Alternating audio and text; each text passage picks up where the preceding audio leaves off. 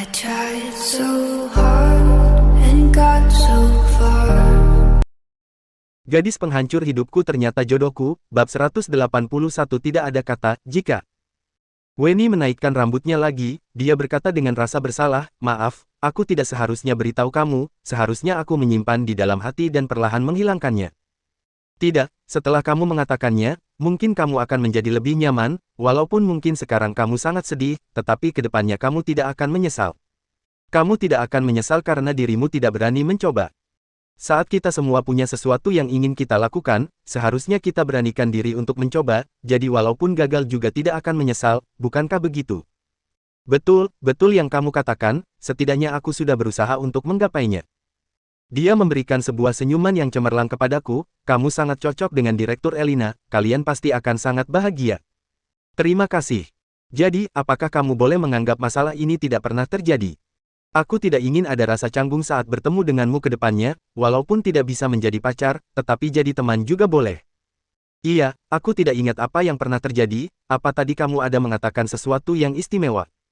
Hihi, tidak ada yang istimewa. Baguslah kalau begitu, aku kira diriku ketinggalan dengan sebuah cerita yang menarik. Apa kamu sedang menertawakan aku? Baiklah, sementara ini aku percaya padamu. Oh ya, aku sangat penasaran, apakah dulu kamu tidak tahu jika Direktur Elina tidak menjadi saksi? Jika kamu tahu, seharusnya kamu sangat benci padanya, kenapa malah bisa menyukainya? Dan juga aku menyadari jika dia juga sangat menyukaimu. Saat mendengar pertanyaan ini, aku langsung tertawa, ini baru cerita yang menarik. Kamu juga tahu jika rasa penasaranku ini sangat berat. Weni mengatakannya, memang wajah dia terlihat dipenuhi dengan rasa penasaran. Aku membuang asap rokok ke sisi lain lalu berkata, mungkin inilah yang namanya benci tapi cinta, mungkin juga ini adalah jodoh. Setelah keluar dari penjara, aku pergi mencari pekerjaan, kebetulan aku masuk ke perusahaan Tekno ZWK. Saat itu aku tidak tahu jika dia bekerja di perusahaan itu, dia tidak bisa mengenaliku saat bertemu dengannya, dia baru ingat setelah aku mengatakannya. Kemudian dia mau berikan aku kompensasi sebanyak 10 miliar, tapi saat itu aku sangat benci padanya, aku sangat ingin memukulnya, bahkan aku ingin merobek bajunya, kamu tahu, itulah, itu. Mulut Weni terbuka hingga membentuk-bentuk oh, jangan-jangan kamu benar-benar itu dengannya. Tidak, terakhir setelah aku masuk kantor polisi karena dia, aku menjadi sangat marah. Saat itu aku sudah membuatnya tinggal sedikit saja, untungnya aku masih ada kesadaran. Sebenarnya aku juga lumayan menyesal, seharusnya saat itu aku mengambil 10 miliar dari dia, itu adalah sebuah jumlah yang sangat besar bagiku. Tunggu, tadi kamu bilang masuk kantor polisi karena dia, apa yang terjadi?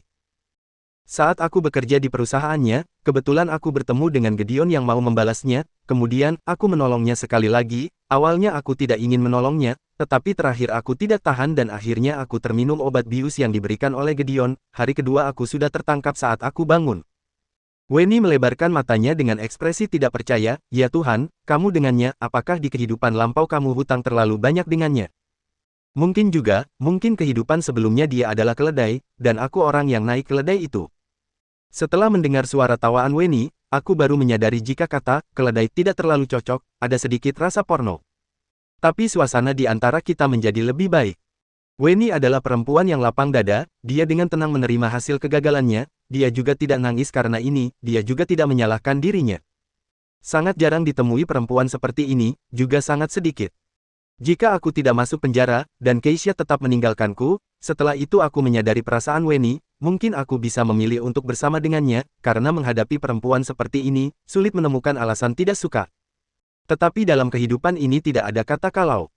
Kita duduk dengan lama di padang rumput, kita membahas masalah aku dengan Elina, dia juga bahas dia dengan Elina, dan lain-lain. Tidak lama kemudian kita membahas masa perkuliahan kita, membahas kenapa saat itu dia begitu pendiam, berapa banyak pria yang menyukainya dan bagaimana cara mengejarnya. Sampai kita sudah haus, kita baru berjalan ke toko yang tidak jauh untuk beli minuman, kemudian kembali ke pantai. Aku melepaskan baju lalu berenang ke laut, dia duduk di atas pantai sambil memegang minuman dan diam-diam melihat laut. Tidak lama kemudian Cindy Liu dan beberapa teman perempuan lainnya duduk di sisinya berbincang-bincang. Karena ombaknya sedikit besar dan juga sudah menjelang siang hari, tidak sampai setengah jam di laut, aku langsung naik. Aku merasa Weni terus-menerus menatap dadaku, mungkin melihat bekas luka. Bayu dan Harry Huang dari awal sudah naik ke permukaan, mereka sedang berbaring di pantai, aku juga duduk sebentar lalu tidak lama kemudian kembali ke hotel bersama mereka, mandi dan ganti baju, kemudian pergi makan bersama. Setelah makan, kita jalan-jalan sebentar lalu masuk ke sebuah mall. Kini Wenny dan Cindy Liu mulai menampakkan sifat orang kaya mereka, mulai membeli bermacam-macam, alat make up, jajanan, dan lain-lain. Sore hari kita kembali ke hotel istirahat 1 jam, kemudian menyewa beberapa sepeda motor berkeliling di kota Phuket, lalu pergi ke Wat Chalong, terakhir pergi melihat patung Buddha besar dan menunggangi gajah. Sebenarnya aku selalu merasa jika menunggangi gajah tidak ada yang menarik, itu hanyalah sebuah rasa menunggangi hewan raksasa, lebih seru saat menunggang kuda, paling tidak paha akan sakit 1-2 hari. Setelah bermain seharian, saat semua orang sangat lelah, kita kembali ke Patong. Kita masuk ke sebuah restoran yang menghadap laut menikmati pemandangan matahari terbenam sambil menikmati makanan enak. Ini memang tempat yang bagus. Setelah makan, kita pergi ke jalan bar di Patong, karena bukan musim liburan, juga bukan akhir pekan, jadi jalanan bar tidak terlalu banyak orang, tetapi bar di sini kelihatannya lebih heboh dari bar di Chiang Mai. Di jalanan bisa melihat wanita penari yang menari di ruangan kaca bar dan di sembarang tempat tetap bisa melihat banci yang menarik wisatawan untuk foto bersama. Malam ini kita minum sangat banyak bir, termasuk Wenny yang berjalan juga tidak stabil lagi. Beberapa hari yang lalu saat di Chiang Mai dia tidak minum sebanyak ini, mungkin hari ini karena sudah berbicara terlalu banyak denganku.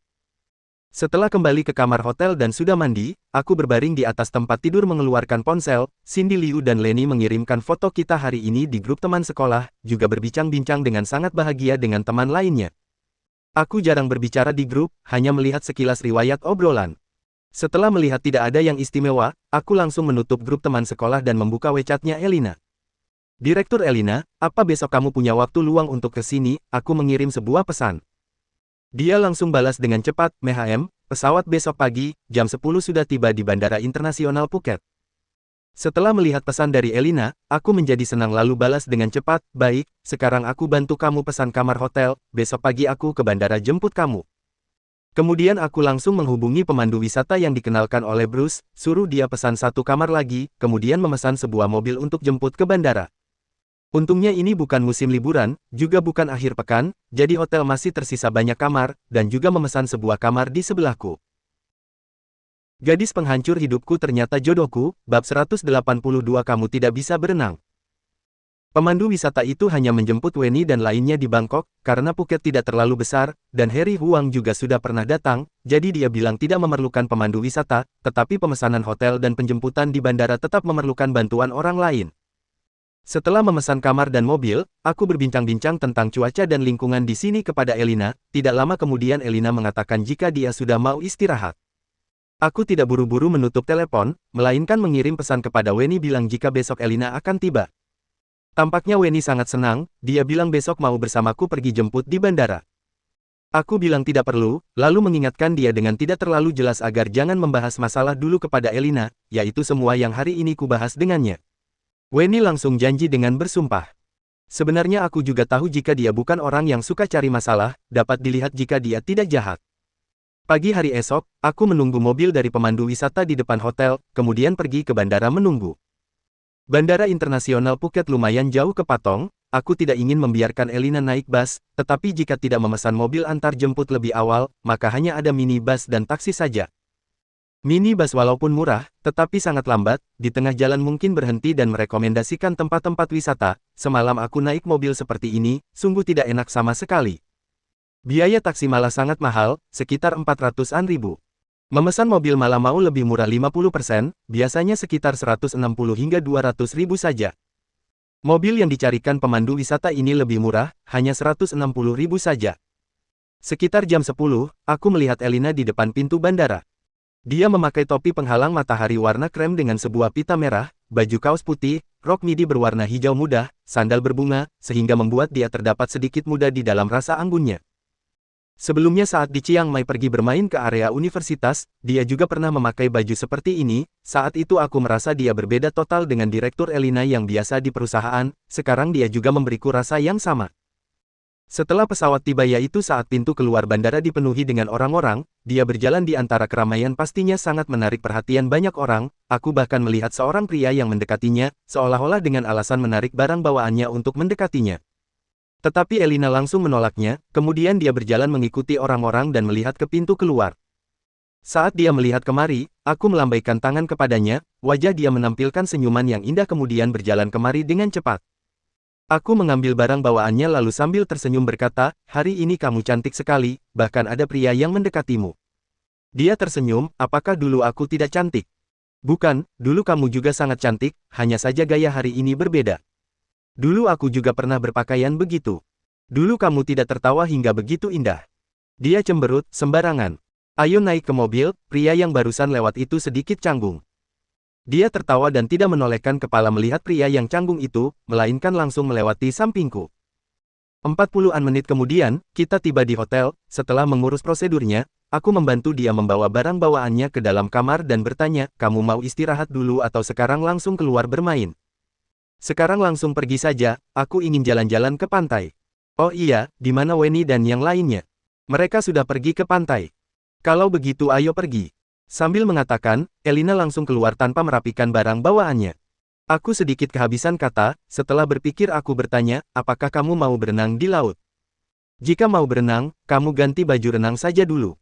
Elina terdiam sebentar kemudian berkata sambil menggelengkan kepala, tidak perlu, aku tidak berenang. Kamu tidak bisa berenang.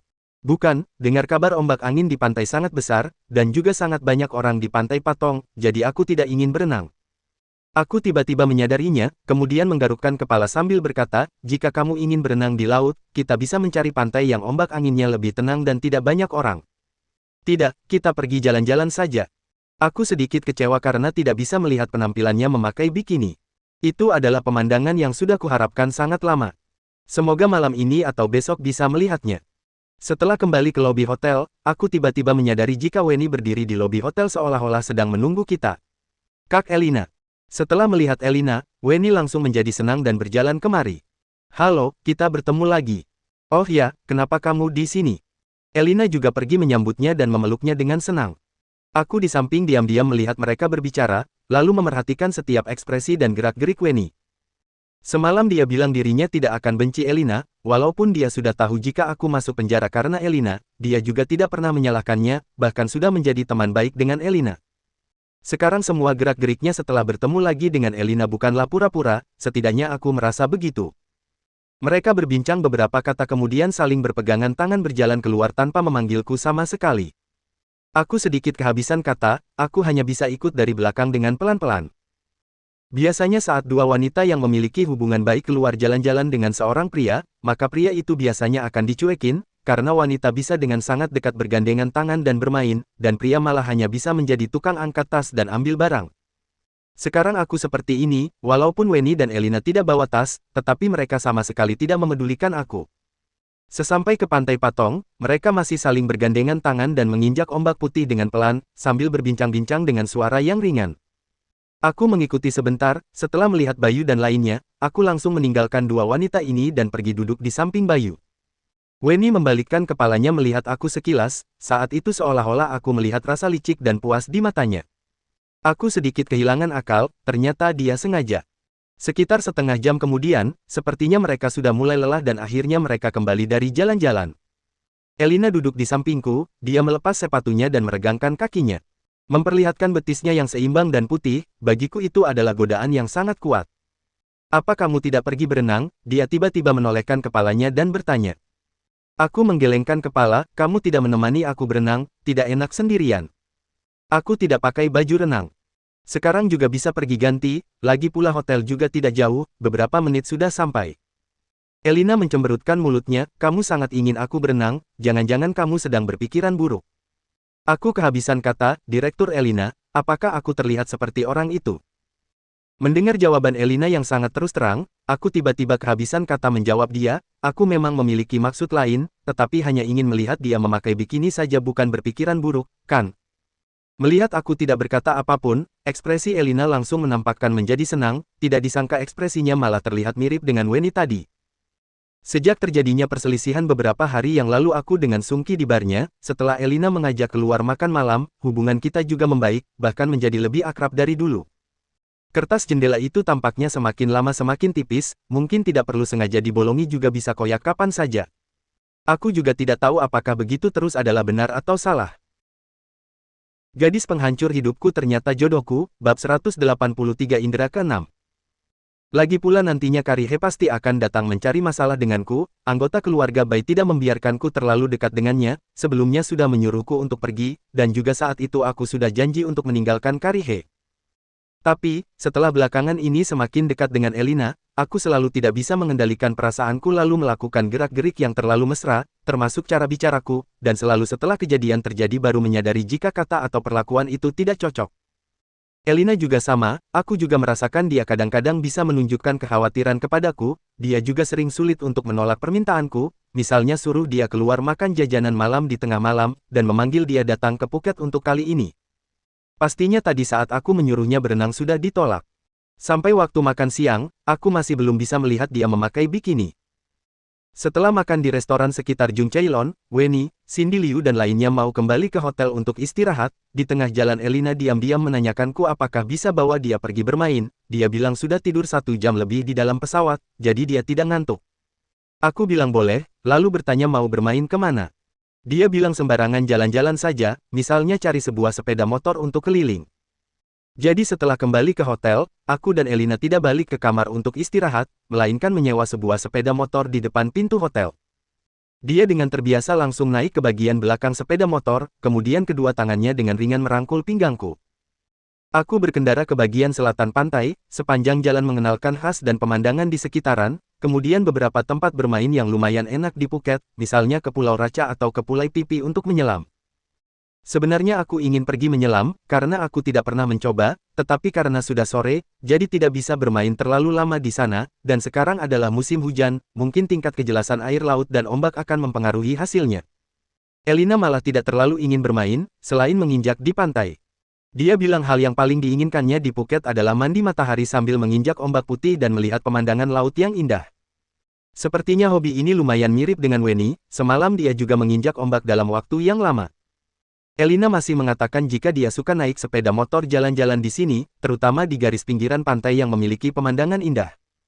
Aku teringat saat di daerah Pingxian, aku juga antar jemput dia setiap hari dengan naik sepeda motor, membawa dia berkendara di pinggiran lautan bunga melati.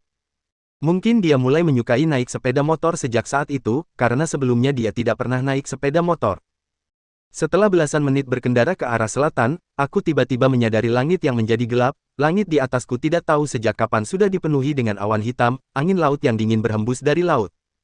Sudah mau hujan, peluk aku dengan erat, aku mau berkendara lebih cepat mencari tempat untuk berlindung dari hujan. Setelah melihat sekitaran tidak ada bangunan yang tidak bisa untuk berlindung dari hujan, aku membalikkan kepala berkata kepada Elina. Baik.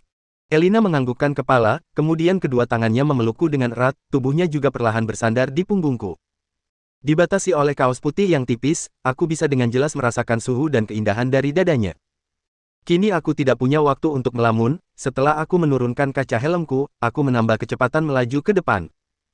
Kira-kira tidak sampai 2 menit, langit tiba-tiba mulai turun hujan dan memercik di lantai, sehingga membuat rumputan di jalan mengeluarkan suara berdesir.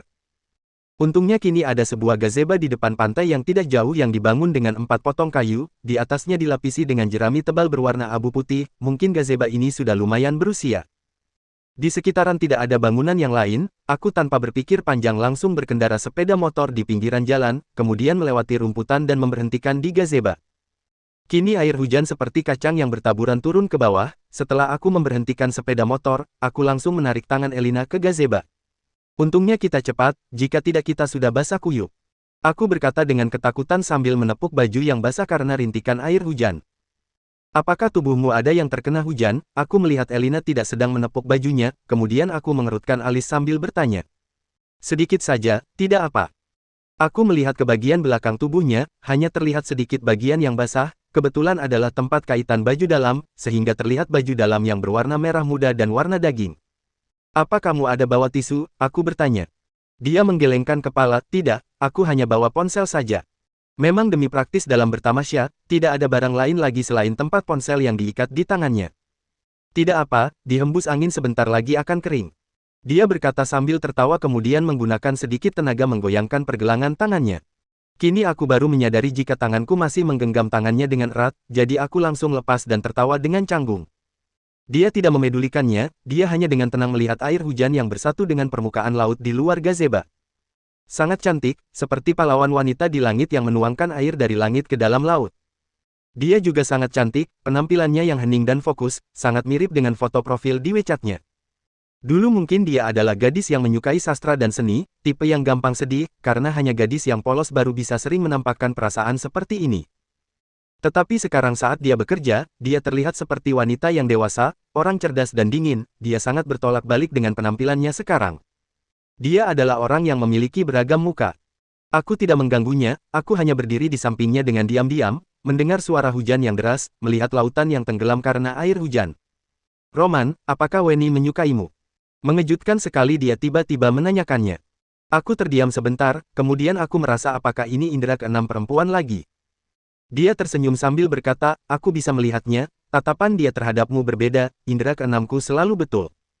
Aku dalam hati sudah menebak jika kamu bisa mengatakan seperti ini, tatapan dan indera keenam lagi, bahkan nada bicaranya juga sama persis. Tetapi di antara Elina dengan Weni memang ada sisi yang sama, ini adalah hasil yang kudapatkan setelah berinteraksi beberapa hari dengan Weni. Terutama saat keadaan yang hening, mereka berdua memiliki gairah yang elegan, dan aura gadis pecinta seni dan sastra. Yang berbeda adalah Elina memiliki dua muka, sebelah sisi adalah keadaan sekarang, sebelah sisi lagi adalah saat dia bekerja, dia adalah gadis dan wanita dewasa yang bisa berubah. Tetapi aku tidak pernah melihat penampilan Weni saat bekerja, mungkin dia juga memiliki sisi seperti Elina. Mungkin karena mereka memiliki kesamaan, jadi mereka menyukai tipe pria yang sama. Roman, apakah dia sudah menyukaimu dari dulu? Dia lanjut bertanya. Terhadap pertanyaan Elina, aku tidak tahu harus bagaimana menjawabnya. Tampak jelas dia sudah menyadari isi hati Weni. Apa kamu tidak sadar, melihat aku terdiam, dia tersenyum sambil bertanya. Aku menganggukkan kepala, aku sadar, dan juga semalam dia sudah beritahu aku secara langsung. Elina terkejut, dia sudah menyatakan perasaan kepadamu. Bukan termasuk menyatakan perasaan juga, kami berbincang seperti teman, saat berbincang terakhir membahas hal ini, kemudian dia beritahu aku jika dia sudah menyukaiku sejak masa kuliah. Gadis penghancur hidupku ternyata jodohku, bab 184 kebencian yang sangat mendalam. Bicara sampai di sini, aku mengeluarkan sebatang rokok dan menyalakannya. Hujan di luar tidak begitu deras, berteduh di dalam paviliun sambil merokok dan menikmati sejuknya udara laut, merupakan sebuah pengalaman yang sangat istimewa. Sebenarnya, saat masih kuliah aku tidak begitu akrab dengannya, dalam 4 tahun bisa dihitung cuma berapa kali kami berkomunikasi, dan juga tidak pernah ada hubungan khusus, apalagi di antara kami juga tidak saling memahami, jadi aku tidak mengerti kenapa dia bisa tertarik padaku. Petik 2. Beberapa hari lalu di Chiang Mai, ketika menyadari dia berbeda dengan biasanya, aku malah mengira kalau aku sedang berhalusinasi. Rupanya ini adalah kenyataan, sungguh hal di luar dugaan dan sulit untuk dipercaya. Elina termenung sambil bertanya, saat kuliah, bukankah kamu sudah berpacaran dengan Keisha? Lalu bagaimana hubungan dia dengan Keisha? Sangat baik, mereka tinggal di satu asrama. Mungkin dia memahamimu melalui perkataan Keisha. Bisa jadi. Elina ragu-ragu sejenak, sambil menunduk bertanya, saat dia memberitahumu, apa jawabanmu? Aku menggelengkan kepala, tidak berkata apapun. Apa kamu menyukainya? Mendengar perkataan Elina ini, aku menoleh ke arahnya, tanpa ragu. Menjawab tidak, aku tidak menyukainya.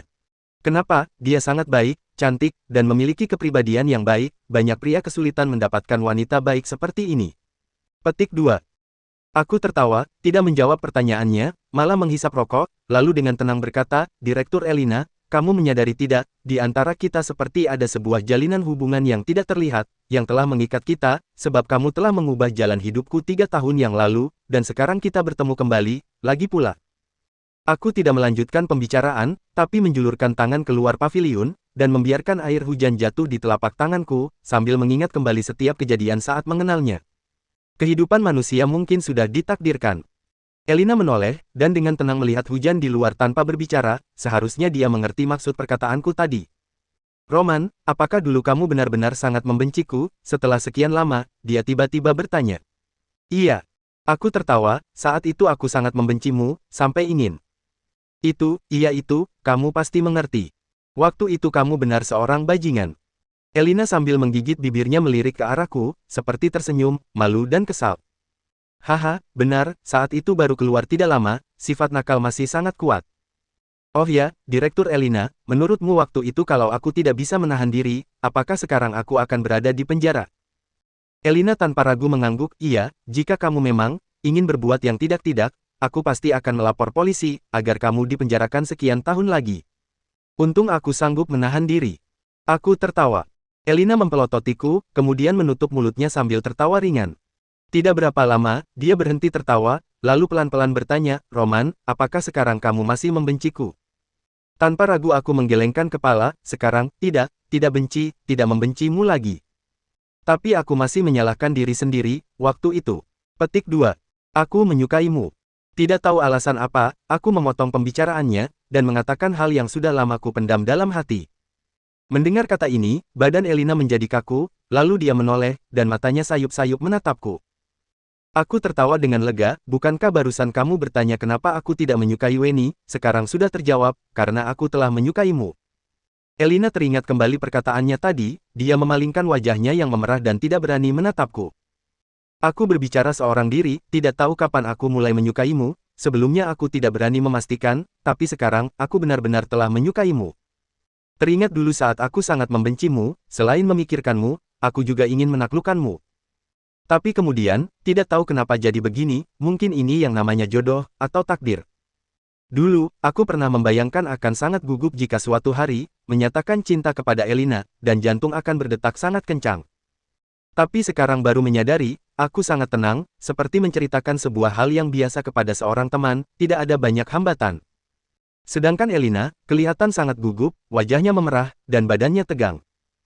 Aku menghisap rokok, mencoba berpikir logika, lalu dengan tenang berkata, Direktur Elina, sebenarnya aku juga tahu, sikapmu terhadapku sudah berbeda dengan sebelumnya, setidaknya sekarang kamu tidak membenciku lagi, malah mungkin ada kesan yang baik.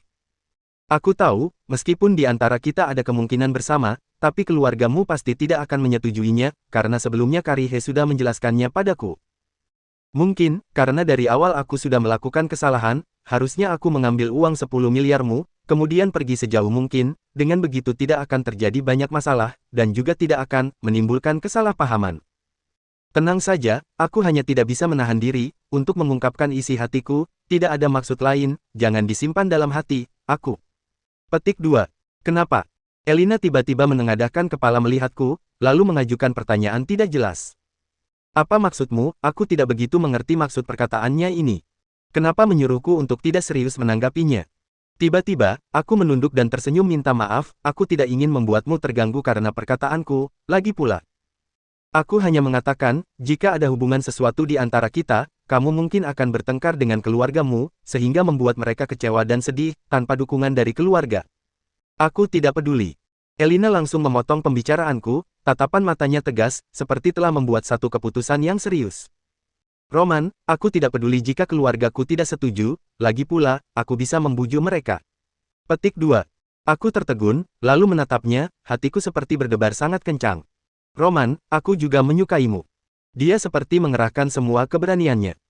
Sebelumnya aku sudah menduga dia akan mengatakan ini, tapi saat mendengar sendiri, tiba-tiba pikiranku kosong, perkataannya barusan terus terulang-ulang di telingaku.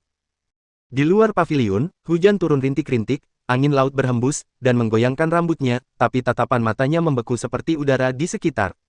Dunia seperti hanya tinggal kami berdua.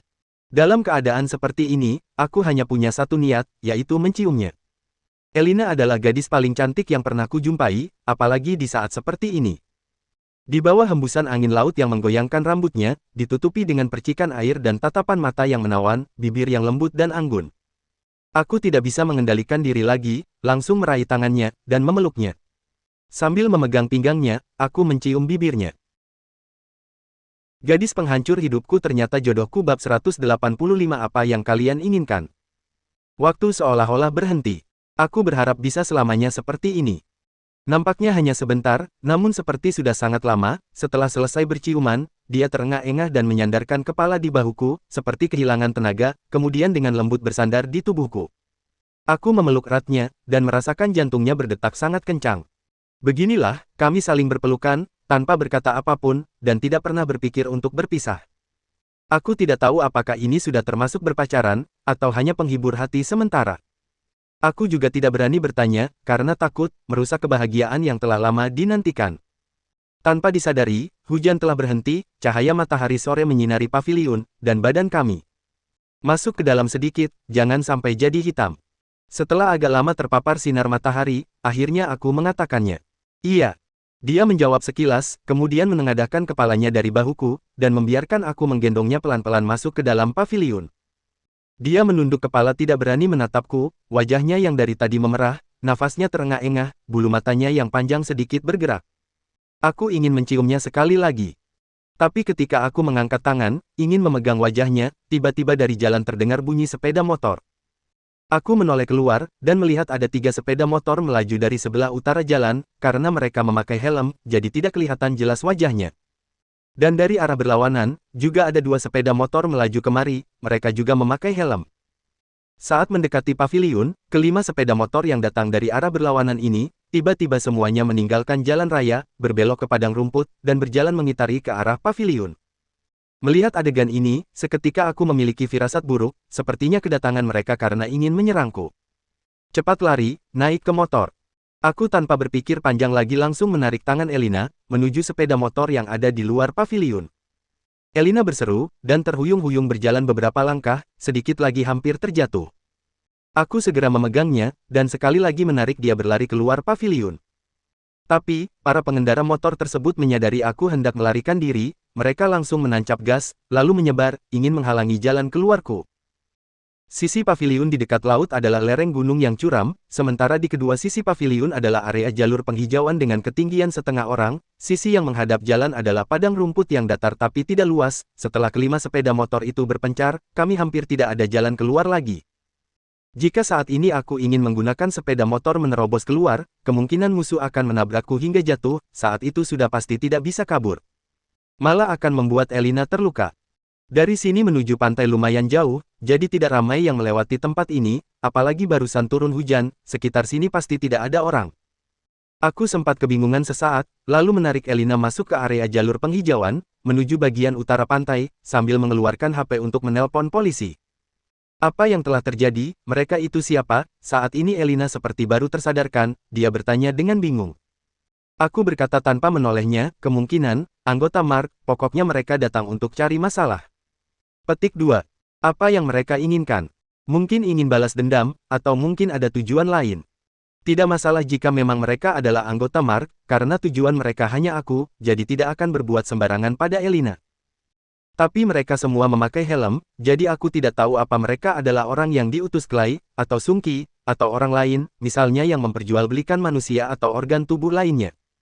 Makanya, tidak mungkin meninggalkan Elina di sini, aku harus membawanya pergi. Kalau tidak, jika tujuan mereka adalah memperjualbelikan manusia, maka Elina akan.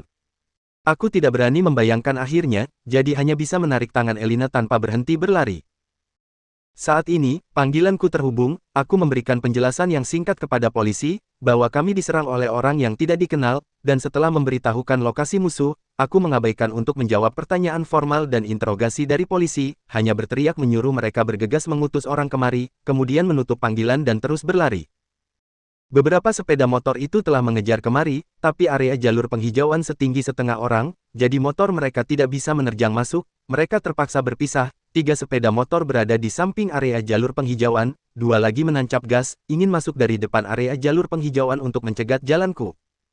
Tidak bisa begini terus, karena Elina larinya lambat, jika ingin berlari ke tempat semula kami tidak mungkin bisa mengalahkan kecepatan sepeda motor, sementara polisi juga tidak secepat itu bisa sampai ke sini, jadi mereka tidak perlu waktu lama sudah bisa menangkap kami. Mereka berlima, jika tidak membawa senjata, seharusnya aku bisa menghalangi mereka, sehingga bisa memberikan Elina waktu untuk lari, asalkan dia selamat keluar dari sini, aku sendirian pasti punya cara untuk melawan mereka. Tapi, mereka sudah mempersiapkan semuanya, termasuk membawa senjata, dan juga pistol. Kami hanya bisa terus berlari, sambil menunggu polisi datang untuk menyelesaikannya. Berpikir sampai di sini, aku mengertakkan gigi, membawa Elina melewati sisi lain area jalur penghijauan, berlari menuju lereng gunung dekat laut. Ketiga pengendara motor yang di samping melihat kondisi ini, dan begitu mendengar teriakan dari pemimpinnya, mereka serentak menghentikan motor, dan melepaskan helm, berjalan melintasi area jalur penghijauan kemudian berlari mengejar kami.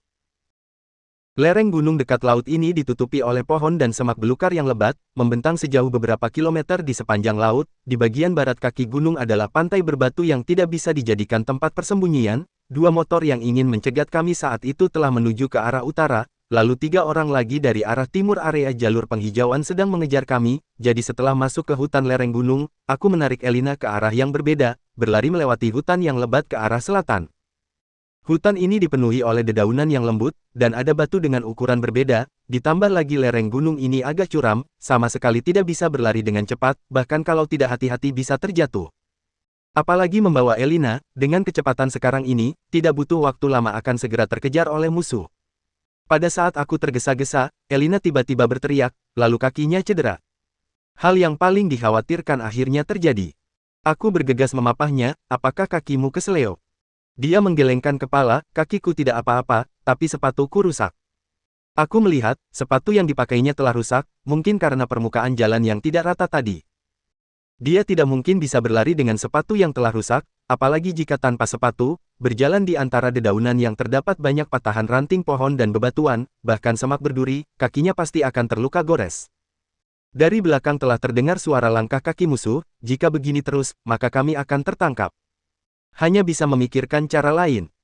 Aku hampir tidak ragu mengambil keputusan, untuk memapa Elina berjalan sampai ke samping semak belukar yang lebat, lalu dengan serius menatapnya, dan berkata, bersembunyilah ke dalam, apapun yang terjadi nanti, kamu jangan mengeluarkan suara, apalagi keluar, kecuali jika aku menyuruhmu lari, ingat. Kamu mau kemana? Mata Elina menunjukkan kepanikan yang mendalam. Gadis penghancur hidupku ternyata jodohku, bab 186 krisis. Tenang saja, aku tidak kemana-mana, yang penting kamu ingat baik-baik kataku ini, bersembunyi di sini, apapun yang terjadi jangan mengeluarkan suara, dan jangan kemana-mana, juga jangan keluar, kecuali jika aku menyuruhmu lari. Percaya padaku, cepat sembunyi ke dalam, mereka sudah hampir mengejar kemari. Elina kelihatan sangat ketakutan, tapi dia berulang-ulang menganggukkan kepala kepadaku, kemudian menyelip masuk ke dalam semak-semak. Setelah melihat dia bersembunyi, aku berbalik mendaki lereng gunung, dan mencabut sebatang cabang pohon yang pendek, dan mematahkan bagian yang tebal. Setelah mendaki puncak gunung yang berjarak sekitar 10 meter, aku bersembunyi di belakang sebuah pohon besar, tangan kanan memegang tongkat kayu, tangan kiri mengeluarkan HP, menghidupkan kamera, dan merentangkannya ke depan, agar bisa memantau situasi di belakang.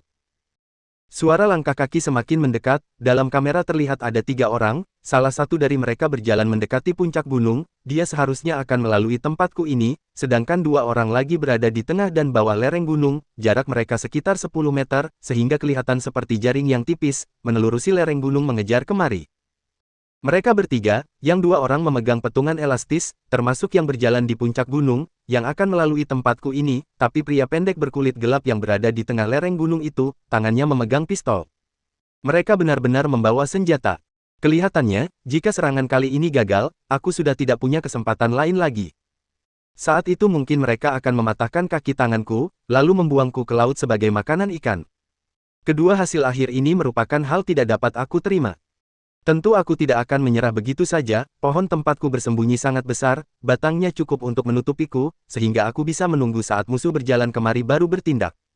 Namun kali ini tidak boleh sampai melakukan kesalahan. Aku menunggu musuh mendekati jarak 20 meter, lalu memastikan dia telah berada di dekatku, kemudian menyimpan HP, pelan-pelan melepas baju, mengikatnya di pinggang, dan mengangkat sebuah batu besar yang barusan kukumpulkan. Suara langkah kaki musuh terdengar semakin mendekat, diiringi suara pasir dan tanah liat yang lembut, membuat setiap langkahnya terdengar sangat jelas. Mendengar suara langkah kaki musuh, aku bisa mengetahui jarak dan posisinya, sambil menggenggam erat tongkat kayu. Saat terdengar suara pasir di belakang pohon besar, aku langsung membalikkan badan, dan mengayunkan tongkat kayu ke arah suara langkah kaki tersebut. Begitu muncul bayangan manusia, saat itu juga tongkat kayuku mengarah ke wajahnya. Pria ini terkejut, segera menghentikan langkahnya, dan akan mengeluarkan petungan elastisnya.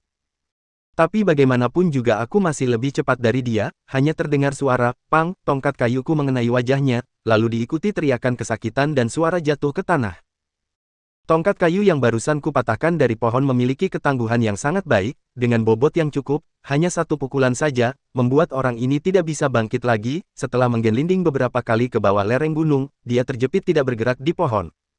Ternyata pria itu telah pingsan. Tapi suara gerakan di sini mengejutkan 2 orang lainnya, pria berpostur pendek yang berada di tengah lereng gunung tadi berteriak menghadap ke bawah lereng gunung, setelah itu mengangkat pistolnya ke arahku. Menggunakan sisa kekuatan yang ada, aku dengan cepat melompat ke belakang pohon lain, dan memindahkan batu ke tangan kanan. Tidak terdengar suara tembakan, tidak tahu apakah musuh takut suara tersebut menarik perhatian polisi, atau karena telah kelewatan kesempatan untuk membidik. Tapi suara langkah kaki musuh mulai mendekat ke atas, dan sangat cepat, sepertinya mereka telah menyusul kemari. Aku dengan cermat memperhitungkan jarak, setelah memastikan pria berpostur pendek itu sudah berada di dekatku, melepaskan baju yang diikat di pinggang tadi, dan melemparnya ke samping, lalu bergegas menyerang dari arah berlawanan. Dor, suara tembakan berbunyi, pria itu menembak ke arah baju yang kulempar tadi. Mengambil kesempatan singkat ini, aku memukulnya dengan keras menggunakan batu di tanganku, kemudian menyerangnya dengan menggunakan tongkat kayu. Jarak kami sangat dekat, hanya sekitar 5 meter, ketika pria itu tahu telah tertipu, dan akan mengarahkan pistolnya kemari, aku menghantamnya dengan batu dan tepat mengenai bahunya. Dia mengerang kesakitan, tangannya terayun ke belakang, kemudian terkulai jatuh ke bawah. Terkena hantaman dari batu besar, diperkirakan untuk sementara waktu dia kesulitan mengerahkan tenaga. Tapi responnya masih sangat cepat, dengan segera mengganti pistol ke tangan satu lagi. Namun, jarak 5 meter ini terlalu dekat, hanya butuh beberapa langkah sudah sampai, dan aku berada di posisi yang menguntungkan. Saat dia mengangkat pistol dengan tangan kirinya, aku melompat, menghindari pistolnya, dan menggunakan tongkat kayu memukulnya dengan keras. Terdengar suara mengerang kesakitan, tongkat kayuku memukul tepat di lengan tangannya, sehingga pistol yang dipegangnya jatuh ke tanah. Tanpa pistol, dan dalam kondisi kedua tangan yang cedera, pria berpostur pendek ini bukan lagi menjadi ancaman bagiku.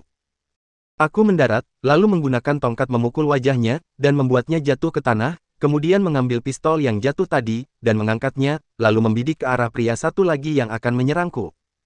Di tangannya hanya memegang sebuah pentulan elastis, setelah melihat pistol di tanganku, seketika dia menjadi ketakutan. Aku tertawa mencibir, buang barang yang kamu pegang itu, kalau tidak satu tembakan ini akan membunuhmu. Dia bergegas membuang pentungan elastis di tangannya, lalu mengangkat kedua tangannya, dengan gemetaran dia berbicara menggunakan bahasa Thailand, jangan bunuh aku hanya dipanggil untuk membantu mereka saja, aku bahkan tidak tahu kamu siapa. Siapa yang menyuruh kalian melakukan ini? Apakah kalian ingin membunuhku? Dia bergegas menggelengkan kepala, tidak, ya dibilang cuma ingin mematahkan kaki dan tanganmu saja. Mendengar perkataan ini, aku sudah bisa menebak siapa dalang dari semua ini. Mar, atau bisa juga Clay, karena aku telah mematahkan kaki adiknya, jadi dia ingin balas dendam, dengan mematahkan kaki dan tanganku. Ketika di luar lapangan tembak, hampir saja mereka mendapatkan kesempatan, waktu itu aku tidak kepikiran untuk membalas, karena saat itu merasa tidak perlu melakukannya, dan juga tidak mudah untuk ditangani. Tapi kali ini, aku tidak akan dengan mudah melepaskan mereka, termasuk Clay. Karena mereka memanfaatkan kesempatan saat aku bersama Elina, dan aku tidak tahu setelah mereka mematahkan kaki tanganku, apa yang akan mereka lakukan kepada Elina. Mereka benar sangat keterlaluan, telah melewati batas kesabaranku. Jadi, siapapun yang terlibat dalam kejadian ini, tidak akan kulepaskan begitu saja, termasuk Clay, juga pengawal pribadi yang dibawanya dari dalam negeri dan beberapa pria dari Thailand ini. Hal yang paling mendesak sekarang adalah bertanya dengan jelas siapa dalang dari semua ini, siapa saja yang terlibat di dalamnya, atau ada maksud apa melakukan ini semua. Sebelum polisi tiba ke sini, semua permasalahan ini harus ditanya dengan jelas. Tapi saat aku baru mau bicara, dari kejauhan terdengar suara langkah kaki yang berjalan dengan cepat, dan muncul dua sosok bayangan manusia. Yang datang adalah dua orang yang tadi mengejar untuk mencegat kami dari area jalur penghijauan. Mereka datang terlambat, tapi ketika melihat tanganku memegang pistol, mereka menghentikan langkah dan bersembunyi di belakang dua pohon besar. Takut musuh juga membawa pistol, aku bergegas mundur lalu bersembunyi ke belakang pohon, dan membidik kedua orang yang baru datang tadi. Gadis penghancur hidupku ternyata jodohku, bab 187 segera hentikan. Pada saat ini, pria yang berjarak 10 meter dariku yang awalnya gemetar ketakutan mulai berlari, ketika aku mengarahkan pistol ke arah punggungnya, aku ragu-ragu sejenak. Jika aku menembaknya, aku yakin 90%, aku bisa menjatuhkannya, tetapi, aku bisa masuk penjara karena hal ini. Setelah ragu-ragu sebentar, aku mengarahkan moncong pistolku kembali ke arah posisi dua orang yang baru datang barusan. Mungkin setelah melihat bahwa aku tidak menembak, mereka mulai melangkah mundur dan berlari menjauh di bawah naungan pepohonan. Aku tidak mengejarnya, setelah memastikan bahwa mereka sudah jauh, aku berjalan ke seorang pria pendek yang sedang berusaha untuk bangkit. Katakan, siapa Yadi, siapa bos kalian, dari mana asalnya? Lelaki pendek itu terbaring di tanah, bersenandung beberapa kali, lalu tersentak dan berkata, tidak, aku tidak tahu, aku hanya dipanggil orang untuk membantu saja. Aku mencibir, jangan menguji kesabaranku, jika tidak aku akan menembakmu. Di antara 5 orang hanya dia yang memiliki senjata, dan dia berjalan di tengah, tidak mungkin dia tidak tahu. Tetapi dia masih menggelengkan kepalanya dan berkata, aku benar-benar dipanggil orang hanya untuk membantu, mereka memberiku 100.000 bat, dan kemudian aku datang kemari. Haha, kelihatannya kamu masih tidak menyerah. Saat berbicara, aku menekan lututku di punggungnya untuk membuatnya tidak bisa bergerak, dan aku meraih tangannya, mengambil duri kecil dari tanah, mematahkannya, dan menusukkan bagian tajam ke kuku jarinya. Dia mulai berteriak dan berusaha melawan. Aku menekannya dengan lututku dan mulai menggoyangkan duri yang menempel di kukunya. Aku akan katana, tolong hentikan, aku akan katakan. Aku tidak berhenti, tetapi terus menggoyangkan duri itu. Mendengar kata Timothy, seketika aku tertegun. Apakah, bukan Clay yang memerintahkannya tapi Timothy lah yang memerintahkannya? Tetapi aku tidak memiliki masalah dengannya, kenapa dia ingin menghajarku? Apakah karena dia mengenal Clay dan menerima uang darinya untuk membantunya? Ada kemungkinan seperti ini. Tapi, Timothy harusnya mengenalku, karena sebelumnya aku sudah bertemu dengannya, orang-orang yang memiliki kontak dengan Jack dan dia pasti akan mencari tahu siapa lawannya. Padahal tahu bahwa aku adalah teman kakaknya, tetapi masih mengirim orang untuk mencariku, mungkin itu bukan hanya untuk membantu Clay semata. Ada kemungkinan ingin mengambil kesempatan untuk menjadi mitra kakaknya Clay, atau ingin menunjukkan kehebatannya kepada kakaknya, mengganggu kakaknya, atau karena alasan lain. Dari pertemuan sebelumnya, dari kesombongan dan penghinaan di tatapan mata Timothy bisa dilihat bahwa dia adalah tipe orang yang mudah marah dan mudah menjadi seperti orang gila. Mungkin dia tidak bermaksud membunuhku, dia hanya ingin mematahkan tangan dan kakiku, pada dasarnya dia bisa mencapai tujuannya. Dia tidak berani bertarung di kota Chiang Mai, karena itu adalah wilayah Suchard. Jika dia bertarung di Phuket, Suchard tidak akan bisa mengendalikannya sejauh itu, dan tidak akan menerima pembalasan dari lawannya. Tetapi apakah dia berpikir bahwa selama dia tinggal jauh dari Chiang Mai, dia tidak akan membuat Suchard dan Heken marah? Selama aku mengalami masalah, Danny pasti tidak akan melanjutkan kerjasamanya dengan Jack dan Suchard. Suchard dan Heken pasti akan marah padanya, jika mereka berdua menyerangnya dengan diam-diam, apa yang akan dia lakukan? Hanya dapat dikatakan bahwa sangat masuk akal bagi ayah Jack untuk memberikan bisnis keluarganya kepadanya daripada kepada Timothy. Aku bertanya lagi, dan pria pendek yang bernama Yadi ini sudah mengkonfirmasi dugaanku. Dia tidak tahu banyak, dia hanya tahu bahwa seorang pria Cina yang sangat muda dan kaya mencar Timothy dan memberinya banyak uang. Dia meminta Timothy untuk membantunya berurusan dengan diriku dan Bruce, dia meminta untuk mematahkan tangan dan kakiku dan membunuh Bruce. Menurut informasi yang didengar Yadi, uang ini mencapai puluhan juta bat, yang merupakan bisnis besar. Dia juga mendengar dari orang lain bahwa alasan mengapa Timothy menerima penawaran ini bukan hanya untuk puluhan juta bat, tetapi juga karena aku adalah teman kakaknya. Salah satu pesan paling berguna yang dia sebutkan adalah, Timothy menjelaskan bahwa setelah menyelesaikan tugas, pertama-tama dia akan mengambil video sesegera mungkin dan mengirimkannya kepadanya, karena pelanggan mengatakan bahwa dia tidak akan meninggalkan Thailand sampai dia yakin bahwa pekerjaan sudah selesai. Yang Yadi tahu hanyalah ini, aku menggoyangkan duri itu berulang-ulang kali, setelah memastikan bahwa Yadi tidak menyembunyikan sesuatu atau berbohong, aku menarik durinya keluar. Selanjutnya, aku menarik celananya, mengeluarkan ikat pinggangnya, mengikat tangan dan kakinya dengan erat dengan jaket dan ikat pinggangnya, dan berulang kali menegaskan bahwa untuk sementara ia tidak akan pernah bisa berdiri. Setelah mengikat Yadi dengan erat, aku juga mengikat orang yang aku pukul dengan tongkat tadi. Wajah pria ini terpukul oleh tongkatku, hidung dan bibir atasnya rusak, dan seluruh wajahnya berlumuran darah. Dia belum sadar sama sekali, sejak dia pingsan sampai sekarang. Setelah mengikat keduanya dengan erat, aku mengeluarkan ponselku, mencari nomor Bruce, dan menelponnya. Hei, Roman, bagaimana Pulau Phuket, apakah menyenangkan? Suara Bruce datang dari dalam telepon. Tanpa basa-basi aku langsung berkata, Bruce, aku diikuti oleh orang saat berada di Pulau Phuket, dan hampir aku dihajar mereka. Sekarang, kamu segera menyuruh orang-orangmu untuk mencari Clay, kakaknya Mark yang pergi ke bar kamu hari itu. Dia pasti masih di kota Chiang Mai sekarang, karena dia tidak akan kembali sampai semuanya selesai. Aku akan pulang sore hari, setelah menemukan dia dan membunuhnya. Apa, kamu diikuti orang, ada masalah apa? Nada suara Bruce menjadi tegang. Tidak apa-apa, ada 5 orang mengejarku, mereka punya senjata, tapi aku sudah menghajar 2 orangnya, senjatanya juga sudah ada di tanganku. Baguslah kalau begitu, sialan aku akan pergi mencari Clay sekarang. Berbicara sampai sini, Bruce berkata dengan nada marah. Aku berkata, hati-hati, karena kali ini dia mencari Timothy dari Chiang Rai, dan menghabiskan unak puluhan juta bat, mengatakan bahwa dia akan membunuhmu dan mematahkan tangan dan kakiku. Aku rasa sekarang orang-orang Timothy sedang mengincarmu di kota Chiang Mai, dan orang-orang yang datang ke Phuket untuk mencariku juga adalah orang-orang dari Timothy. Timothy, bukankah adiknya dari Tuan Jack? Aku pernah mendengar tentang dia sedang bersiap untuk bertarung dengan Tuan Timothy baru-baru ini. Jangan khawatir, aku akan berhati-hati. Selama ada orang di sampingku, dia tidak bisa melakukan apapun kepadaku, dan sekarang dia bekerja untuk Tuan Suchard, dia juga harus berpikir dulu jika ingin menghajarku.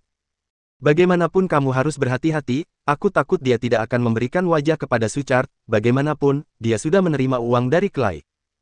Roman, jangan khawatir, aku akan selalu memperhatikanmu, aku akan mengirim beberapa orang ke Phuket untuk melindungimu. Tidak perlu, aku akan kembali ke Chiang Mai hari ini. Sudah, sekarang jangan terlalu banyak bicara terlebih dahulu, polisi mungkin sudah ada di sekitaran sekarang. Baiklah, kalau begitu kamu hati-hati. Setelah menutup telepon Bruce, aku mengambil bajuku dan mengenakannya lagi, dan meletakkan pistol di pinggang baju, kemudian pergi ke semak-semak. Direktur Elina, sudah tidak apa-apa, kamu bisa keluar. Aku berkata dengan suara selembut mungkin. Elina keluar dari semak yang lebat, wajahnya putih memucat dan tatapan matanya masih ketakutan. Ketika dia melihatku, dia langsung jatuh ke pelukanku. Kamu baik-baik saja kan? Elina terus meraba-raba punggung dan lenganku, seolah-olah untuk memastikan bahwa aku tidak berdarah atau ada bagian yang terluka. Gadis penghancur hidupku ternyata jodohku, bab 188 tidak bisa ditoleransi. Ada arus hangat di hatiku, dan perasaan bahagia yang belum pernah terjadi sebelumnya. Aku tidak bisa menahan diri untuk memeluknya dan menepuk punggungnya. Baguslah kalau tidak apa-apa, bagaimana dengan orang-orang itu, apakah sudah pergi? Ada suara yang sangat keras tadi, apakah itu suara tembakan, dan siapa yang berteriak? Berbicara sampai sini, suara Elina tiba-tiba berhenti, tangannya berada di pinggangku, dan di pinggangku ada pistol. Ini, apa ini? Pistol. Aku tersenyum padanya seolah-olah tidak ada yang terjadi. Aku mengambil punya mereka, barusan orang itu melepaskan tembakan, tapi dia tidak memukulku, dan tadi itu suara teriakan mereka. Aku melukai dua orang dari mereka, dan mengikat mereka berdua. Elina menyentuhnya lagi, setelah meyakini bahwa itu adalah pistol, dia menggelengkan kepalanya. Roman, ini terlalu berbahaya, jika dia memukulmu, aku bahkan tidak bisa membayangkan konsekuensinya. Tanpa sadar aku memeluknya dengan erat. Jangan khawatir, aku sudah memikirkan semua itu dan baru memukulnya, dia tidak bisa memukulku. Walaupun kamu tidak takut, untuk berjaga-jaga, kedepannya kamu jangan lakukan hal seperti ini lagi. Apakah orang-orang itu dikirim orang Mark?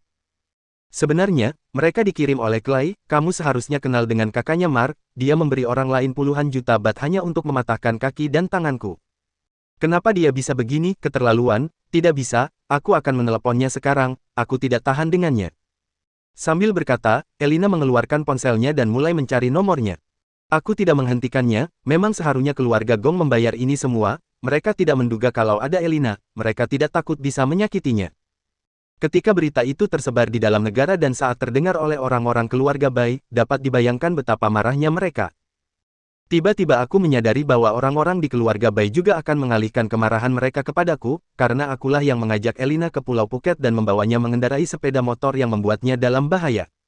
Dan ini semua karena aku. Dapat diprediksi bahwa keluarga Elina pasti akan lebih menentang dia jika bersamaku, dengan cara apapun, atau bahkan menggunakan cara lain. Dengan kata lain, masa depannya dan aku akan semakin sulit, akan menghadapi semakin banyak perlawanan. Memikirkan hal ini, perasaan di hatiku berubah menjadi murung. Masalah ini tidak bisa menyalahkan keluarga Elina, jika aku memiliki adik atau kakak perempuan, dan dia seperti Elina bersama dengan seorang pria yang sering dalam bahaya, yang juga dapat menempatkannya dalam bahaya, aku juga akan berusaha menentangnya. Meskipun kali ini kebetulan, Elina juga datang ke Pulau Phuket, dan dia tidak ingin tidur siang, dan ingin naik sepeda motor, yang membawanya masuk ke dalam bahaya seperti ini. Tetapi ketika dia bersama aku, dia juga sudah dalam bahaya, dan masih akan ada bahaya lain ke depannya. Aku tidak ingin melihat sesuatu terjadi padanya, dan aku tidak ingin tenggelam dalam penyesalan yang mendalam dan celaan diri. Mungkin awalnya aku seharusnya tidak mengaku padanya, apalagi menciumnya. Sekarang, masih ada kesempatan untuk menyelamatkan masalah ini. Pada saat ini, ada suara teriakan orang asing di lereng bukit, menggunakan bahasa Thailand. Aku bertanya apakah ada orang di bawah gunung, seharusnya polisi sudah datang. Aku meresponsnya beberapa kali dan menarik tangan Elina dan berjalan dengan perlahan-lahan. Tidak lama kemudian, 4 sosok orang berseragam muncul dari dalam hutan, perlahan-lahan mendekati kami. Aku meletakkan tanganku di pistol yang ada di pinggangku dan berteriak, "Siapa kalian? Jangan bergerak, kami adalah polisi, jongkok dan keluarkan senjatamu." Ketika beberapa polisi itu melihat tindakan aku, mereka mengeluarkan senjata dan membidikku. Saat melihat moncong pistol itu, wajah Elina tiba-tiba memucat karena ketakutan. "Tolong tunjukkan identitasmu, atau aku tidak akan percaya pada kalian." Aku tidak bergerak, tetapi aku menatap keempat lelaki berseragam itu dengan serius dan bertanya kepada mereka. Salah satu dari mereka mengeluarkan sertifikat dan mengangkatnya di depanku. Pada saat yang sama, 3 orang lainnya perlahan mendekati aku dengan melingkari aku. 10 meter jauhnya, aku mencoba untuk menyipitkan mata dan tidak dapat melihat apa yang tertulis pada sertifikat, tetapi melihat penampilan mereka seperti polisi, aku tahu itu polisi Pulau Phuket. Seketika aku merasa lega, kami adalah turis, jangan ditembak, aku akan melemparkan senjataku ke tanah sekarang. Sambil berteriak, aku mengeluarkan pistolnya perlahan-lahan. Seketika keempat polisi yang ada di depanku bertambah gugup, dan pada saat yang sama senjata mereka diarahkan kepadaku. Aku meletakkan moncong pistol ke bawah untuk menghindari kesalahpahaman dan melemparkannya beberapa meter jauhnya dariku. Segera jongkok, angkat kedua tangan di atas kepala, dan jangan bergerak. Melihat pistol itu membuat polisi bertambah gugup. Aku meletakkan tanganku di atas kepalaku, perlahan berjongkok, dan berkata kepada Elina, "Jongkok dulu saja, polisi di sini tidak berani melakukan apapun kepadamu, mereka hanya ingin mencari tahu apa yang terjadi, dan kemudian semuanya akan baik-baik saja." Elina menjawab, "Baiklah," dan kemudian perlahan berjongkok seperti aku. Aku menundukkan kepala dan berteriak, "Kami adalah turis, kami hanya ingin jalan-jalan di Pulau Phuket. Aku baru saja diserang oleh beberapa orang, dan kemudian aku berlari ke sini. Aku sudah menangkap 2 orang yang menyerang kami, pistol ini berasal dari mereka, jika tidak percaya kamu bisa bertanya kepada mereka." Sambil berkata, aku menunjuk Yadi dan temannya yang masih terbaring di tanah yang tidak jauh dariku. Orang pertama yang aku hajar sudah sadar, keduanya masih terbaring tak berdaya di tanah. Seorang polisi berjalan menghampiri Yadi, bertanya dengan suara rendah dan mengeluarkan barang-barang dari saku mereka. "Bukti apa yang kamu miliki bahwa kamu adalah turis, paspor, tolong tunjukkan identitasmu." 3 petugas lainnya masih mengarahkan pistolnya kepadaku. Aku menggelengkan kepala, "Paspornya ada di hotel, aku bisa kembali untuk mengambilnya dan menunjukkannya kepadamu." "Mohon maaf, untuk sementara kami tidak dapat mengkonfirmasi identitasmu, kami harus membawa kamu kembali ke kantor polisi terlebih dahulu, dan mereka berdua, tolong kamu memahami dan bekerja sama atas pekerjaan kami. Aku akan memahami dan akan bekerja sama dengan kalian." "Baiklah, sekarang, tolong kamu jelaskan apa yang sudah terjadi. Apakah kami boleh berdiri?" Ketika aku melihat polisi datang ke hadapanku dan mengarahkan pistolnya, aku bertanya. Polisi itu tidak menjawabku, dan meraba seluruh tubuhku dan tidak menemukan senjata apapun lagi. "Boleh, silahkan bangun dan jelaskan apa yang terjadi." Aku memberitahu polisi secara rinci tentang identitas dan masalah yang terjadi kepadaku, sejak aku datang ke Phuket untuk bertemu teman-teman sekelasku, dan saat sedang jalan-jalan keluar dengan mengendarai sepeda motor dengan Elina hari hujan, dan kami berteduh, lalu merasa bahwa mereka sedang mendekati sepeda motor kami, dan kemudian bersembunyi ke dalam hutan yang dekat dengan laut. Kemudian bagaimana cara menghajar mereka dan mengambil pistolnya, aku mengatakannya secara detail, dan menunjukkan semua posisinya. Meskipun aku menunjukkan bahwa mereka datang dibayar oleh Clay, aku tidak menyebutkan nama Timothy. Karena Timothy adalah adiknya Jack, anggota keluarga yang sama, aku tidak ingin membuat polisi akan selalu mengawasi keluarga Du hanya karena kejadian ini.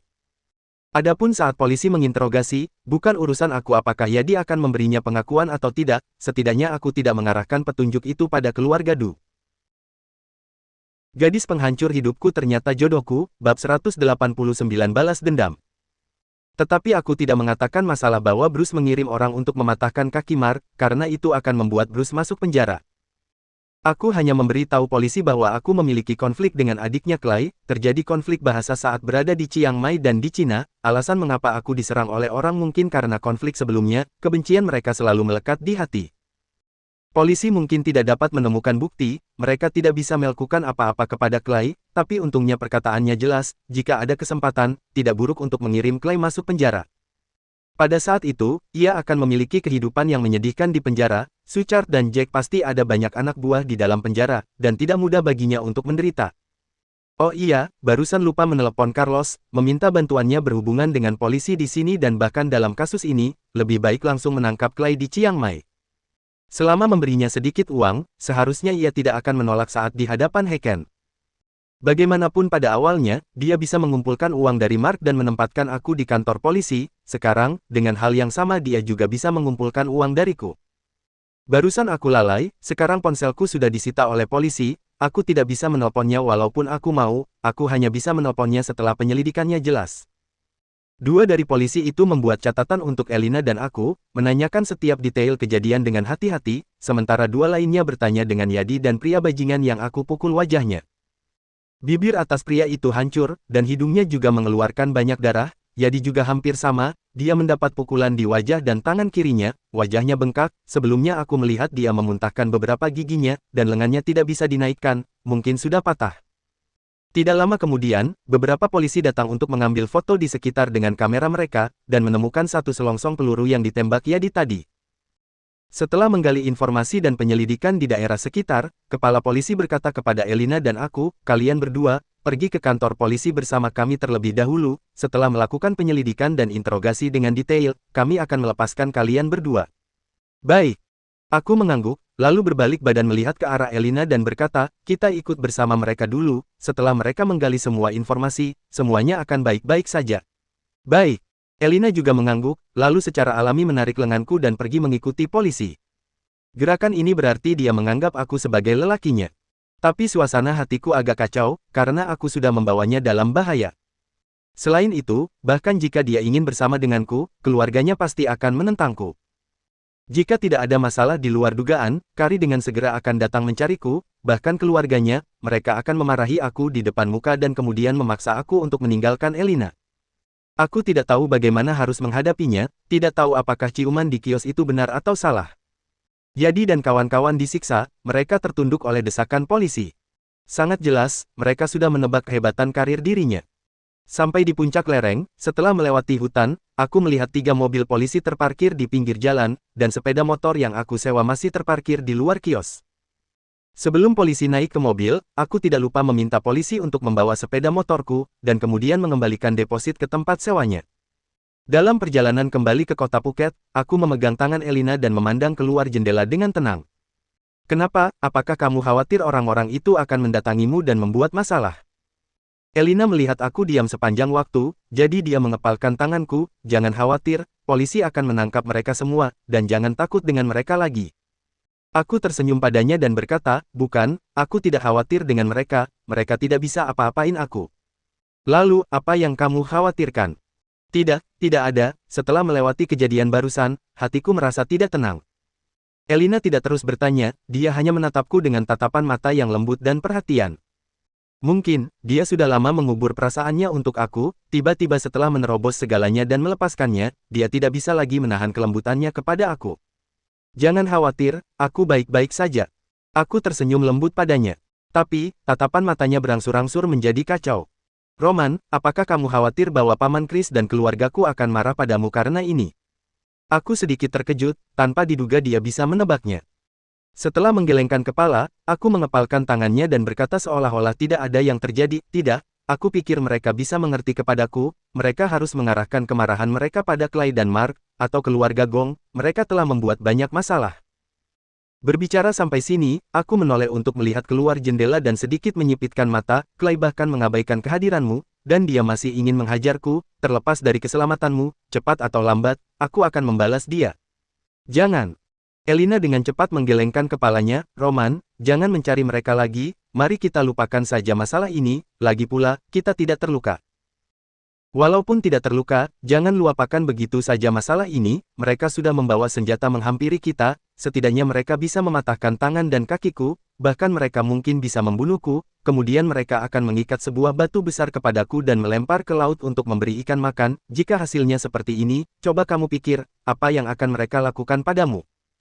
Kamu adalah saksi, mereka pasti tidak akan membiarkanmu pergi, mereka mungkin akan mengikat kita bersama, mengikat beberapa batu besar dan menenggelamkannya ke laut, bagaimana bisa orang seperti itu dibiarkan? Elina menggelengkan kepalanya, mereka tidak akan berani melakukan itu, mungkin mereka hanya ingin menghajarmu saja dan memberimu pelajaran, sekarang kita sudah mempunyai hukum, mereka tidak akan berani melakukan apa-apa. Tidak, kamu tidak mengenal mereka, tapi aku sangat mengenal mereka, aku tahu di dunia ini selain cahaya, ada suatu kegelapan, beberapa orang bisa melakukan apa saja.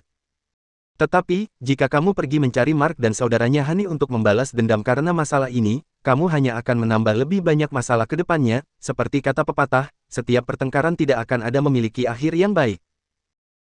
Aku mengerti apa yang kamu katakan, dan aku tidak ingin memiliki perselisihan dengan orang lain, tapi sekarang aku tidak bisa menahannya. Keluarga Gong menyalahkanku karena sudah mematahkan kaki Mark, dan mereka akan selalu mencari masalah denganku. Pertikaian ini akan berakhir, kecuali jika bisa dinegosiasikan dan didamaikan. Mereka pasti akan mencari masalah kepadaku ke depannya, terutama Mark. Setelah dia sembuh, dan kakinya sudah bisa digerakkan, dia pasti akan terus mengincarku. Mendengar apa yang aku katakan, Elina mengerutkan kening dan berpikir dengan serius. Apa yang dia katakan masuk akal, tetapi bagiku, harus menyelesaikan dendam. Jika tidak membuat kedua bersaudara itu menderita, mereka akan berpikir bahwa aku takut pada mereka dan akan direndahkan ke depannya. Kedua, balas dendam adalah hal yang paling normal. Aku bukan pria bermoral, atau bahkan penjahat kecil yang terikat untuk melapor kepadanya. Pihak lawan ingin membunuhku, dan kali ini tidak berhasil. Mereka pasti akan datang lagi nanti, menyuruh aku melepaskan kedua saudara itu dan menunggu pihak lawan untuk mencari masalah. Aku tidak bisa. Terlebih lagi, ketika Elina dan aku baru saja memecahkan jendela, mereka datang dan menempatkan Elina dalam bahaya. Ini adalah tempat paling tak tertahankan bagi aku. Clay harus membayar ini semua.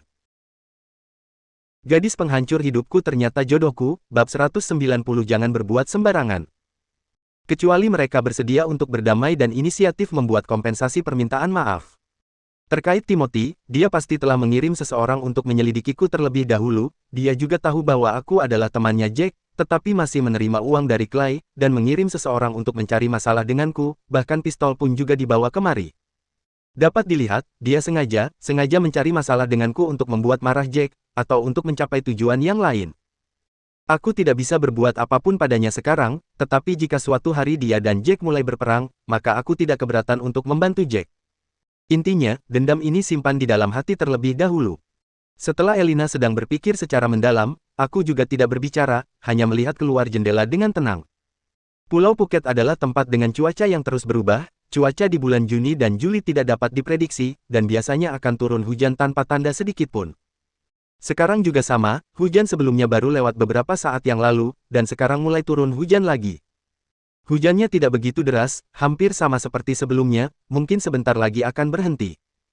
Setelah berpikir secara mendalam, Elina tiba-tiba bertanya, "Roman, jika Mark dan Clay bersedia berdamai denganmu, apakah kamu bersedia?" Aku mengangguk kepala dengan pelan, lihat sikap mereka, jika cukup tulus, dan dapat membuatku percaya bahwa mereka tidak akan mencari masalah denganku lagi nantinya, maka tentu saja aku bersedia. Seperti yang kamu katakan, jika terus saling membalas dendam maka kapan akan selesai. Jika dapat berdamai, tentu saja adalah yang paling baik. Baik, kalau begitu aku akan mencari cara untuk membuat mereka berinisiatif berdamai denganmu. Dengan sikap Mark, tidaklah begitu mudah. Oh iya, jika keluargamu mengetahui hal ini, mengetahui bahwa Clay tidak menjaga keselamatanmu, bahkan hampir menyakitimu, apakah keluargamu akan mencari masalah dengannya, atau mencari masalah dengan keluarga Gong? Elina menggelengkan kepalanya tanpa berpikir lagi, seharusnya tidak, mungkin hanya para senior duduk berdiskusi, kemudian membiarkan keluarga Gong sendiri yang menghukum Clay karena, hubungan kedua keluarga sangat baik, para senior kedua pihak sudah menjadi mitra bisnis selama puluhan tahun, sekarang sampai ke generasi ayahku masih menjadi mitra bisnis, meskipun akan diam-diam berebut keuntungan, tetapi tidak akan bermusuhan secara terang-terangan. Aku juga menggelengkan kepala, apa gunanya dihukum keluarga sendiri, paling hanya dimarahi beberapa kata, atau tidak diperbolehkan keluar rumah, itu sama sekali tidak berpengaruh bagi Clay.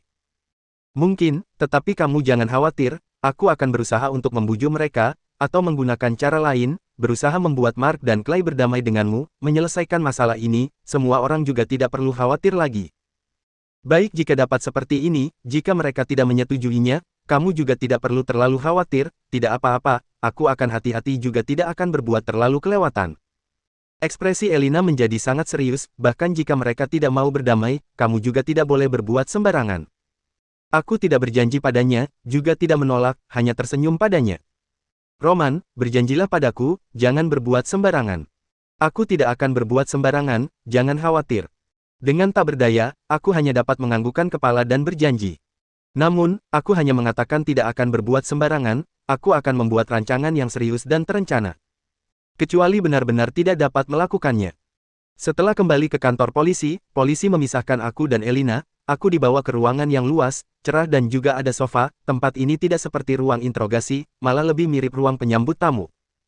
Setelah memasuki ruangan, tidak ada orang yang memperdulikanku. Sampai sekitar jam 4-an sore, akhirnya ada beberapa polisi berjalan masuk. Polisi menanyakan detail kejadian lagi, dan menanyakan segala macam pertanyaan tentang detail catatan tadi, sepertinya sedang memastikan benar atau salah. Menghabiskan waktu sekitar 1 jam, polisi baru berhenti bertanya dan memberitahuku bahwa aku sudah boleh pergi. Ketika bertanya tentang Elina, mereka memberitahuku bahwa Elina sedang menungguku di aula. Begitu melihatku, Welina langsung bangkit dan menemuiku, bertanya dengan perhatian, "Kamu baik-baik saja kan?" "Ya, hanya ditanyakan bagaimana kejadiannya, ayo kita pergi." Kali ini, aku berinisiatif memegang tangan lembutnya, bergandengan tangan dengannya keluar dari kantor polisi. Sebuah mobil berhenti di luar, kedua pria dengan tubuh kekar berdiri di samping mobil. Begitu melihatku dan Elina, kedua pria itu dengan segera berjalan kemari. Aku sedikit waspada, lalu menarik Elina ke belakangku. "Nona Elina, maaf." Salah satu pria meminta maaf menggunakan bahasa Mandarin. Aku tertegun sebentar, Elina juga berjalan keluar dari belakang, menggerutkan kening lalu mengamati kedua pria itu. Pria yang lainnya melanjutkan, "Karena tidak terlalu mengenal jalan, ditambah lagi pandangan yang tidak begitu jelas ketika hujan, jadi kami tertinggal mengikutimu. Ketika kami sampai di sana, kebetulan melihat polisi membawa kalian masuk ke dalam mobil, kemudian kami tahu bahwa terjadi masalah. Ini adalah kesalahan kami tidak melakukan hal yang dipesankan Tuan Kari dengan baik. Kalian adalah orang yang dikirim oleh Paman Kari." Elina sedikit mengerti lalu bertanya, "Ya, Tuan Karihe menyuruh kami mengikutimu secara diam-diam, untuk mencegah terjadi sesuatu. Juga artinya, beberapa saat ini kalian selalu menguntitku." Kerutan kening Elina semakin dalam lagi. Pria itu berkata dengan sedikit malu, "Bukan menguntit, tetapi melindungimu secara diam-diam, kami adalah pengawal profesional." Elina sedikit tidak senang, apa bedanya itu, menguntit tetaplah menguntit. Pria itu tidak menjawabnya, hanya berkata topik lain, "Tuan Karihe telah membeli tiket pesawat ke Phuket, dan akan tiba pada pukul 10 malam. Mengapa dia kemari?" "Maaf, aku tidak tahu." Elina tidak lanjut bertanya lagi, setelah berpikir sejenak, dia menarikku berjalan turun dari tangga yang ada di depan pintu kantor polisi. "Nona Elina, apakah akan kembali ke hotel? Biarkan kami yang mengantarmu saja." "Tidak perlu, aku kembali dengannya saja, kalian jangan mengikutiku lagi." "Tetapi Tuan Kari, apakah tidak mendengar perkataanku, jangan mengikutiku lagi?" Suara Elina sedikit dingin. Melihat suasana sedikit canggung, aku menarik tangan Elina, lalu berkata, "Tidak apa-apa, biarkan mereka mengikuti kita saja, mungkin saja orang-orang itu belum menyerah, sedang bersembunyi di sekitar dan lanjut mencari kesempatan untuk bertindak." Elina ragu sejenak, "Baiklah, kalau begitu kalian ikut di belakang saja, tetapi tidak boleh mengikutiku sangat dekat, aku akan merasa sangat tidak nyaman." "Baik, Nona Elina." Kedua pengawal itu sepertinya sangat profesional, melihat aku dan Elina berjalan turun dari tangga, mereka langsung berpisah lalu mengawasi lingkungan sekitar. Sepeda motor yang kusewa telah dibawa kembali oleh polisi, dan diparkir di tepi jalan depan kantor polisi. Di Thailand dapat terlihat deretan sepeda motor yang terparkir di sepanjang jalan, depan kantor polisi juga tidak terkecuali, di antaranya ada beberapa sepeda motor polisi. Hujan juga telah berhenti, udara penuh dengan kesegaran, saat ini adalah waktu yang paling nyaman untuk mengendarai sepeda motor. Datang ke samping sepeda motor, aku naik ke atasnya, Elina juga sudah duduk dan inisiatif memeluk pinggangku. Aku menyalakan mesin, kemudian melaju ke arah hotel. Dari kaca spion dapat terlihat kedua pengawal mengemudi di belakangku dengan tenang. Setelah beberapa saat, aku berhenti di depan pintu hotel, lalu mengembalikan sepeda motor di tempat penyewaan kendaraan, lalu mengambil kembali depositku. Setelah kembali ke hotel, aku tidak melihat Bayu, Weni dan lainnya, mereka mungkin telah pergi bermain, juga mungkin mencari tempat untuk menikmati pijat Thailand atau sejenisnya, karena tadi hujan jadi tidak begitu cocok untuk pergi ke pantai.